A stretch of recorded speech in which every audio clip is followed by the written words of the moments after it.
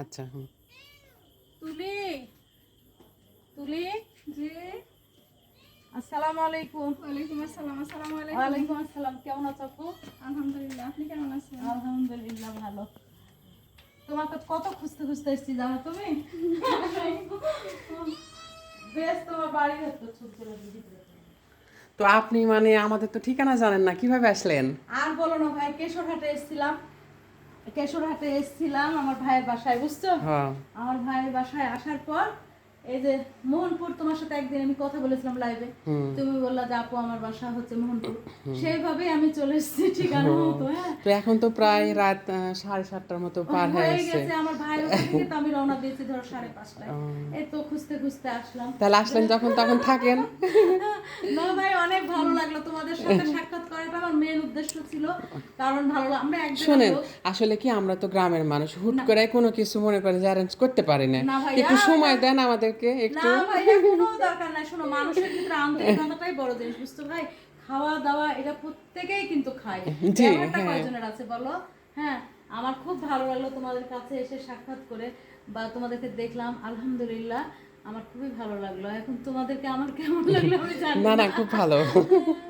তোমরা রাজশাহীতে গেছিলাম, আমি সেটাও দেখেছি। তারপরে তুলি তো আমাদের বাবু হবে, যাক খুব কিউট মেয়ে, ভালো, ছোট বয়সে অনেক অ্যাডভান্স হয়েছে। আমার খুব ভালো লেগেছে তুলি তোমাকে। দোয়া করবেন আমার জন্য।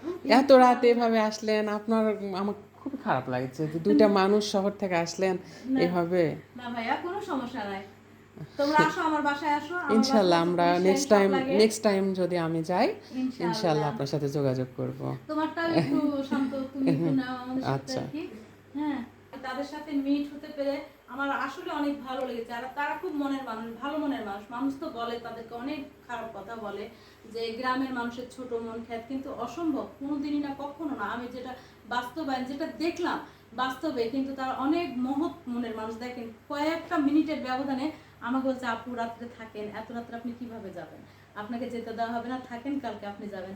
ধন্যবাদ শান্ত ভাই তোমাকে এটুকটা বলার জন্য।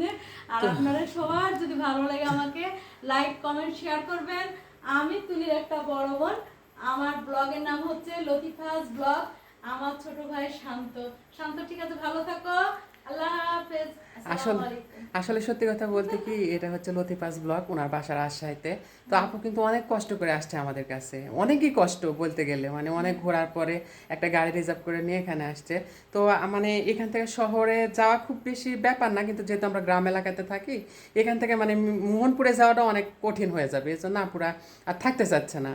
তো আপনারা সবাই লতিফাস ব্লগ এই আপুকে সাপোর্ট করবেন এবং আপুর পাশে থাকবেন। তো আজকের মতো এই পর্যন্তই, সবাই ভালো থাকবেন, সুস্থ থাকবেন, আল্লাহ হাফেজ। আল্লাহ হাফেজ।